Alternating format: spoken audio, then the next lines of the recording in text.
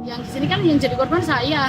Jadi saya pada waktu keyakinannya ya atas dasar apa nanti suami saya dijadikan. Jadi saya nggak mikir sampai kemungkinan dijadikan tersangka apa itu nggak ada kepikiran. Diapain lagi habis itu? Udah ditonjok sama ditendang. Diapain aja itu pas Disiksa. Diapain? Ditonjok semua disabet.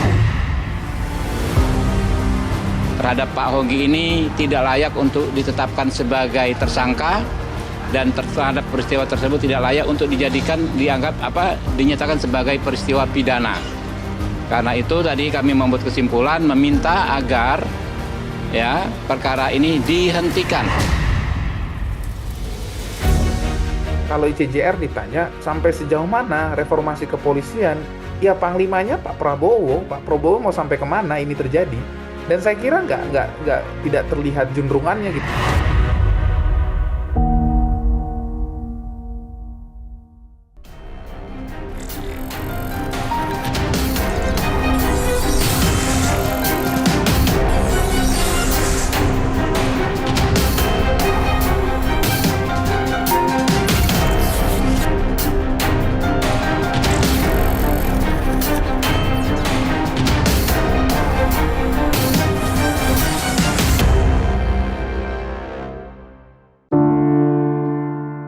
Sudah jatuh tertimpa tangga. Situasi itulah yang dialami Hogi Manaya dan istrinya Arsita. Sang istri Arsita menjadi korban penjambretan di jalanan. Ketika kedua pelaku dikejar suami dan meninggal usai kejar-kejaran, justru suami Arsita lah yang menjadi tersangka kepolisian.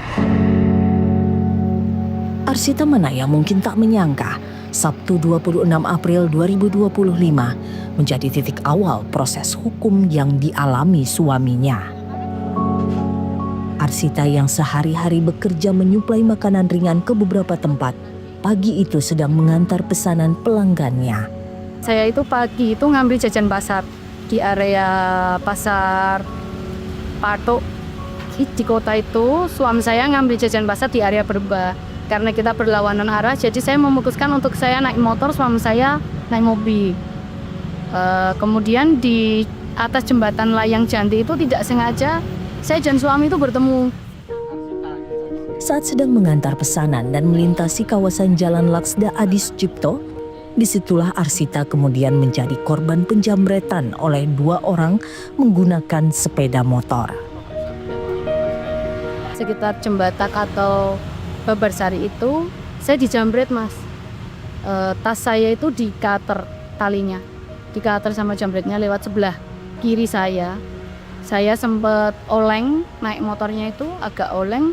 Setelah itu saya teriak, Mas, jambret. Teriak agak kencang. Suami saya yang mengendarai mobil di sebelah kanan saya itu spontan melakukan pengejaran, Mas, sama jambretnya itu. Arsita mengaku saat itu kaget dan panik karena menjadi korban penjambretan. Terlebih saat itu kondisi jalan sedang sepi. Suami Arsita yang melihat penjambretan mengejar kedua pelaku. Aksi kejar-kejaran terjadi hingga kedua pelaku menabrak tembok dan terjatuh. Setelah sama suami saya dipepet karena suami saya pengennya jambretnya itu berhenti agar tas saya itu bisa diambil kembali. Karena suami saya tahu tas itu berisikan dokumen penting, itu dipepet tapi jambretnya nggak mau berhenti. Dipepet lagi, tidak mau berhenti, dipepet lagi sampai jambretnya itu naik ke trotoar.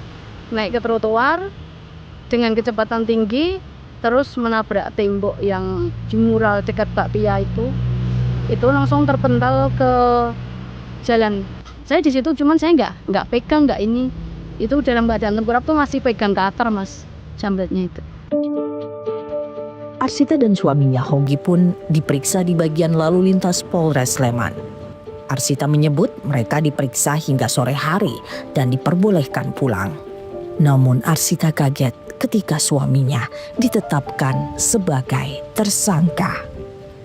Jadi menurut Pak Polisi itu di situ ada semacam kelalaian suami saya dalam mengendarai mobil yang katanya itu bisa menjadi salah satu sebab suami saya jadikan tersangka. Yang di sini kan yang jadi korban saya. Jadi saya pada waktu keyakinannya ya atas dasar apa nanti suami saya dijadikan. Jadi saya nggak mikir sampai kemungkinan dijadikan tersangka atau apa, itu nggak ada kepikiran pada waktu itu. Arsita dan suami pun baru mendapat pendampingan hukum ketika suaminya berstatus tersangka. Di tengah kebingungan akan proses hukum, Arsita dan suaminya meminta bantuan dari tetangganya yang berpraktik pengacara. Kebetulan orang tuanya Mbak Arsita itu tetangga saya. Jadi kemudian ketika orang tuanya Mbak Arsita ini menemui saya, kemudian Mbak Arsita juga dipanggil menemui saya, kemudian Mas Yogi memberikan kuasa kepada kami, begitu. Arsita tak menyangka berkas perkara suaminya dinyatakan lengkap oleh polisi dan diserahkan ke Kejaksaan Negeri Sleman. 21 Januari 2026, Kejaksaan pun menyatakan suami Arsita harus ditahan. Mendengar itu, pengacara dan Arsita mengajukan penangguhan penahanan kepada suaminya. Permintaan Arsita dikabulkan jaksa dengan syarat suaminya berstatus tahanan kota dan diberi alat pelacak di kakinya. Bingung akan nasib suaminya, Arsita pun menyampaikan keluhannya melalui salah satu akun media sosial. Tak disangka, keluhannya mendapat perhatian dari warganet. Dukungan untuk Arsita dan suaminya begitu deras hingga menarik perhatian Kejaksaan Negeri Sleman. Jaksa pun memfasilitasi pertemuan mediasi untuk restoratif justice atau keadilan restoratif. Pertemuan digelar pada 26 Januari 2026 melalui sambungan dalam jaringan karena keluarga kedua pelaku penjambretan berada di Kota Pagar Alam, Sumatera Selatan. Pertemuan dihadiri oleh masing-masing keluarga, didampingi penasihat hukum termasuk polisi. Meski pertemuan itu belum mencapai kesepakatan, Arsita sempat menyampaikan akan memberikan uang duka kepada keluarga penjambret. Meski demikian, belum ada pembicaraan lebih lanjut terkait hal itu. Sebenarnya kalau untuk tali asi saya bersedia dari pertama. Cuman tali asinya saya juga kurang berkenan jika ditentukan jumlahnya. Sudah ada angka, Bu? Belum sih, tapi sudah saya sampaikan. Bahwasanya saya bersedia memberi tali asih, tapi saya sesuai dengan kemampuan saya dan suami. 2 hari usai pertemuan mediasi pertama, Komisi 3 DPR menggelar rapat dengar pendapat terkait kasus yang menimpa Arsita dan suaminya. Anggota Komisi 3 DPR yang juga mantan anggota Polri, Irjen Purnawirawan Safarudin, tak mampu membendung kekesalannya ke Kapolresta Sleman, Kombes Edi Setianto Erning Wibowo. Kajari Sleman pun tak luput dari cicaran mereka terkait penanganan kasus ini. Kalau ya saya Kapolda, kamu masih Kapolda, Anda tidak bakalan sampai ke Komisi 3 dan saya sudah berhentikan Anda. Kalau di KUHP Lamu Operma, alasan pembenar bahwa orang itu membela diri bukan undang-undang lalu lintas. Anda salah menerapkan hukum.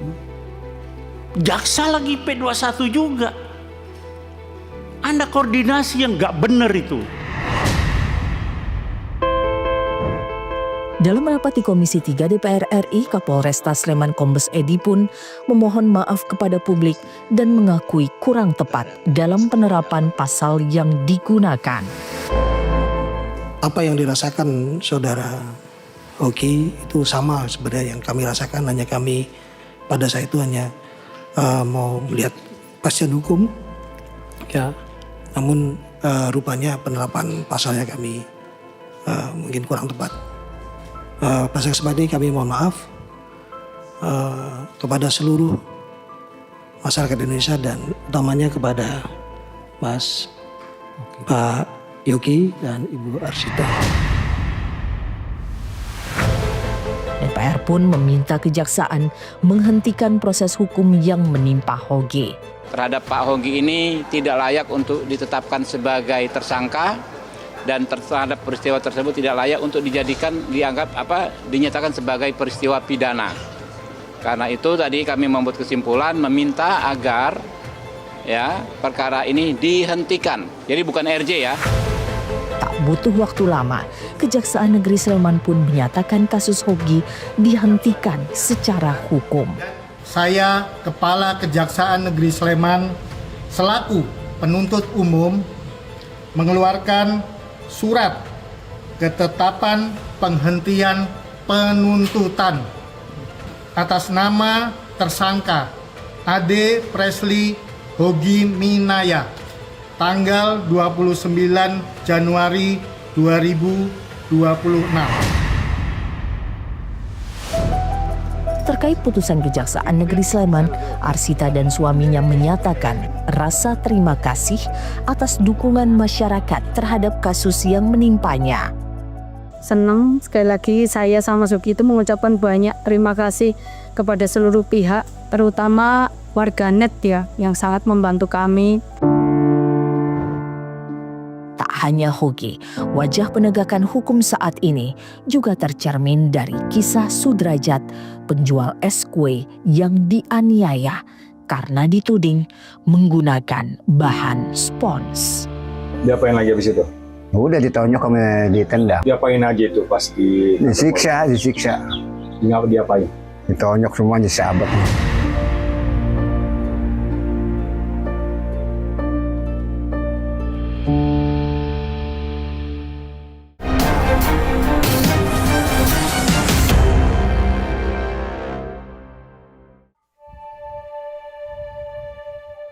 Sudrajat, warga Bojonggede, Kabupaten Bogor, Jawa Barat, telah 30 tahun berjualan es kue. Pria berusia 50 tahun dengan 5 anak ini sehari-hari mengandalkan pendapatannya dari berjualan es kue. Setiap hari, Sudrajat mengambil es kue di kawasan Depok Lama. Es kue itu kemudian dijual Sudrajat di kawasan Kemayoran, Jakarta Pusat. Jualan es kemana aja? Masih tetap Kemayoran. Kemayoran. Udah berapa lama sih? 30 tahun. 30 tahun. Itu jualan 30 tahun di sana mulu? Tetap aja di sekolahan aja. Di sekolahan? Tapi ramai sih sekolahnya, penuh. Kemana aja Kemayoran tuh biasanya? Kemayoran dekat pinggir kali, pasar. Jadi kalau ngambil setiap hari di Depok? Di Depok, berangkat di sana jam 7. Sampai di sana jam berapa biasanya? Jam 7 pagi. Jam 7 pagi. Sampai jam berapa biasanya? Sampai jam 5 sore. 5 sore. Habis tuh pasti? Habis. Sudrajat tak menyangka Sabtu 24 Januari yang lalu menjadi hari yang tak terlupakan dan memicu trauma kehidupannya. Sudrajat tak menyangka panggilan dari pembeli yang belakangan diketahuinya sebagai polisi berbuntut panjang. Sudrajat dituduh menjual es yang terbuat dari spons. Siapa yang? Itu yang polisi, gitu. Yang satu tentara cobain, nggak enak. Terus bocah-bocah nggak enak. Ya abang racun. Ini yang tentara saya ditonjok, ditendang sama dia. Abang jangan kasih racun bang ini. Wah ini bukan es racun, es beneran, es kue. Dari Along Depok Lama. Diapain lagi habis itu? Udah ditonjok sama ditendang. Diapain aja itu pas disiksa. Diapain? Ditonjok semua disahabat nih. Meski menjelaskan kuenya asli dan bukan dari bahan berbahaya untuk dikonsumsi, penjelasan Sudrajat tidak dihiraukan. Sudrajat mengingat ia bahkan diinterogasi sejak pagi hingga ketemu pagi. Usai diduga mengalami penganiayaan, Sudrajat diperbolehkan pulang dan diberi uang Rp300.000. Itu pas di Kemayoran? Iya. Kalau di kantor polisinya? Polisi enggak. Ditanya-tanya aja? Tanya doang. Nanyanya apa aja itu? Ini kayak nanyanya, ini SAC apa bukan? SAC Pak, bukan palsu. Terus pulang jam berapa? Jam 3 malam. 3 malam? Pas azan subuh, pas hujan gede deh. Dianterin? Enggak, jalan kaki. Dari kantor polisi itu dianterin atau? Nganterin dari Depok. Habis di Depok dia pulang duluan, jadi jalan kaki. Ada kasih duit 300.000? 300.000 doang. Pukulnya, es kuenya lembek. Rugi saya. Sampai nangis, esnya lembek. Sudah jatuh tertimpa tangga. Usai pulang dalam kondisi luka lebam, Sudrajat justru dipecat dari pekerjaannya sebagai penjual es kue. Sampai nangis, esnya lembek. Puang-puang esnya hancur. Jadi pecat sama bosnya. Jangan jalan lagi loh, pergi. Disuruh pergi. Kasat Reskrim Polres Metro Jakarta Pusat AKBP Robi Heri Saputra menyebut, hasil uji laboratorium forensik, es kue yang dijual Sudrajat tidak mengandung bahan berbahaya. Hal ini sama dengan temuan tim laboratorium pemeriksaan keamanan pangan Polda Metro Jaya sebelumnya. Atas dugaan penganiayaan dan kesalahan dalam tudingan es berbahan spons, Serda Heri, Babinsa Kelurahan Utan Panjang, Kemayoran, serta Babin Kamtipmas Kelurahan Kampung Rawa, Aibtu Ikhwan, datang meminta maaf secara khusus ke Sudrajat di Bojonggede. Yang bangun musola, minta maaf, minta bakar kaki, jadi sujud. Yang mukul kan, bukan saya mukul. Saya diem, ini saya disiksa, ya Allah. Tapi Allah Maha Kuasa melindungi saya. Nanang Supriyono, RT di kawasan rumah Sudrajat mengakui Sudrajat kurang cakap saat berkomunikasi. Menurut Nanang, hal inilah yang menjadi penyebab Sudrajat susah menjelaskan terkait kelayakan es kuenya untuk dikonsumsi. Kalau sehari-harinya Pak Sudrajat orangnya baik, tapi omongannya kurang, ada kekurangan Pak. Kekurangannya apa? Cara komunikasi? Komunikasinya Pak kurang bagus. Kodim 0501 Jakarta Pusat menjatuhkan hukuman kepada Babinsa Koramil 07 Kemayoran, Serda Heri Purnomo dalam kasus Sudrajat. Serda Heri ditahan maksimal selama 21 hari. Ia juga dikenai sanksi administratif sesuai dengan ketentuan yang berlaku di lingkungan TNI Angkatan Darat sebagai upaya pembinaan dan penegakan tata tertib organisasi. Pertanggal 30 Januari lalu, melalui keterangan tertulis Komandan Kodim 0501 JP, Kolonel Infantri Ahmad Alam Budiman menulis, telah melaksanakan sidang hukuman disiplin militer terhadap prajurit kami, Babinsa 03 Koramil 07 Kemayoran Kodim 0501 JP. Hukuman yang dijatuhkan berupa hukuman berat. Berbeda dengan Babinsa, Polda Metro Jaya justru tidak memberi sanksi kepada Babin Kamtipmas Kelurahan Kampung Rawa, Aibtu Ikhwan dengan dalih tak terbukti menganiaya. Namun Polda tidak menjelaskan terkait dugaan fitnah Aibtu Ikhwan karena menyebut kue yang dijual Sudrajat berbahan spons dan berbahaya. Terkait tentang seorang Babin Kamtipmas tidak terbukti melakukan tindakan kekerasan penganiayaan. Ini juga didukung dari keterangan Pak Sudrajat ya. Sudah berkali-kali Pak Sudrajat menyampaikan bahwa Babin Kamtipmas tidak melakukan pemukulan, dan tetapi dilakukan pembinaan terhadap Babin Kamtipmas.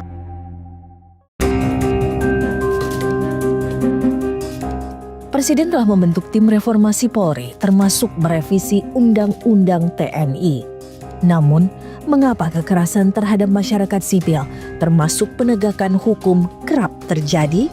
Kalau ICJR ditanya sampai sejauh mana reformasi kepolisian, ya panglimanya Pak Prabowo mau sampai kemana ini terjadi?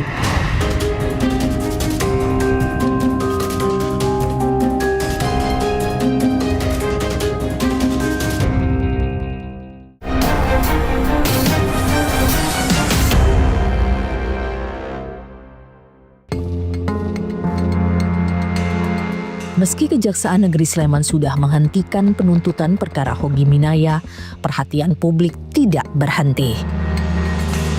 Polda Daerah Istimewa Yogyakarta akhir Januari lalu akhirnya menonaktifkan sementara Kapolres Sleman, Kombes Edi Setianto Erning Wibowo. Selaku Kapolda Daerah Istimewa Yogyakarta telah menonaktifkan Kapolresta Sleman, Kombes Pol Edi Setianto terkait dengan temuan hasil audit dengan tujuan tertentu yang dilakukan Inspektorat Daerah dipimpin langsung oleh Pak Iwasda. Nah, itu bukan adanya dugaan pelanggaran.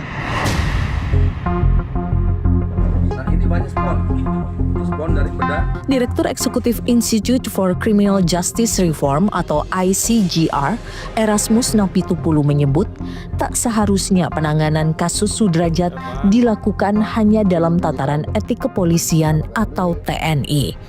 Erasmus menilai kasus Sudrajat juga tidak layak diproses secara restoratif justice karena ancaman pidananya di atas 5 tahun.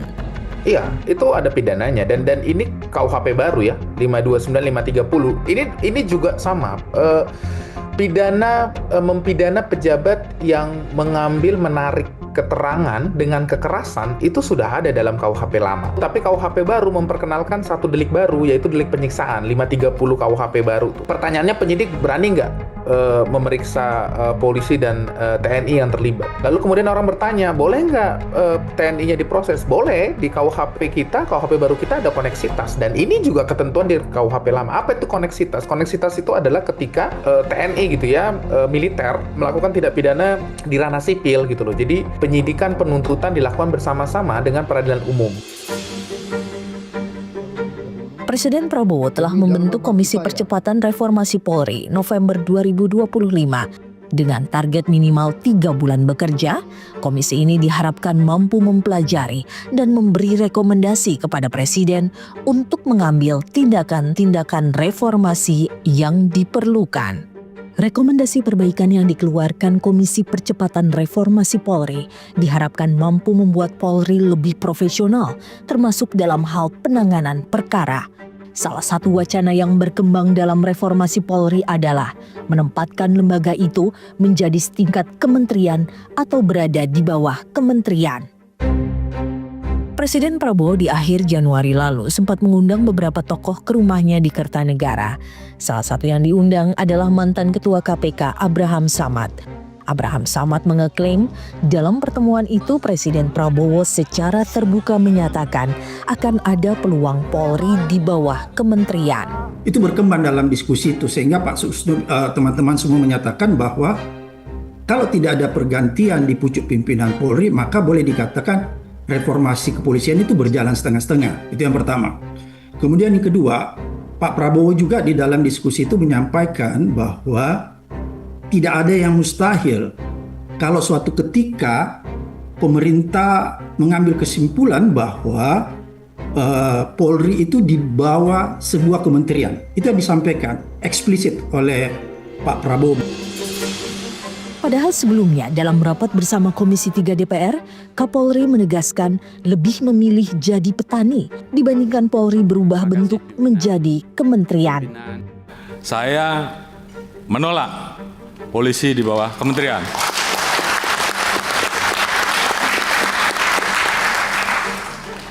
Dan kalaupun saya yang menjadi Menteri Kepolisian, saya lebih baik menjadi petani saja. Oh iya, ini menyala nih Pak Kapolri ini, benar. Oleh karena itu, saya anggap meletakkan Polri di bawah kementerian sama saja melemahkan institusi Polri, melemahkan negara dan melemahkan presiden. Polisi sekarang jadi petani, Mas, ngurusin MBG, ngurusin program-program pemerintah yang harusnya tidak dilakukan oleh pihak kepolisian begitu ya. Petani tanda kutip ya, mengerjai apa yang tidak menjadi tugas pokok dan fungsinya. Dalam catatan Amnesty International Indonesia, sepanjang tahun 2025, kasus-kasus kekerasan oleh aparat mencapai 71 kasus. Pelaku terbanyak adalah kepolisian termasuk BRIMOB, disusul TNI dan gabungan antara TNI Polri. Kasus yang dialami Hogi Minaya dan Sudrajat hanyalah contoh kecil beberapa kasus kekerasan yang diduga melibatkan aparat, termasuk dugaan kekeliruan penanganan kasus oleh aparat.